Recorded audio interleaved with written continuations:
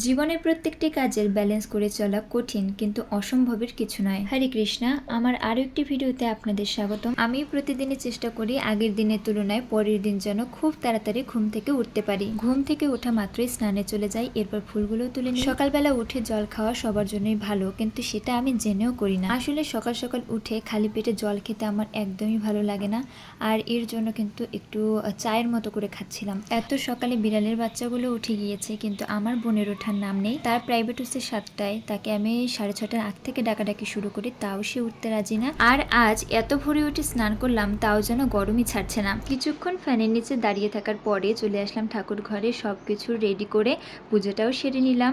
এবার একটু গীতা পাঠ করে নিব। এই ভিডিওটি ছিল মহালয়ার আগের দিনের ভিডিও, তো দয়া করে আপনারা কিছু মনে করবেন না, সময় স্বল্পতার কারণে আপলোড করা হয়নি। সামনেই যেহেতু পুজো রয়েছে, এর কারণে আমার ব্যস্ততার মাত্রাও একটু বেশি, তাই সকাল সকাল উঠে কিছু অর্ডারের কাজ শেষ করে রাখলাম। এরপর বসে পড়লাম ঠাকুর ঘরের কিছু জিনিসপত্র কিনতে হবে, সেগুলো লিখতে। জীবনে যতটুকুই অর্জন করো না কেন, কিছুটা অংশ ভগবানের জন্য রাখতে হয়, কারণ ভগবান দিয়ে ধন বোঝে মন, নিতে লাগে কতক্ষণ।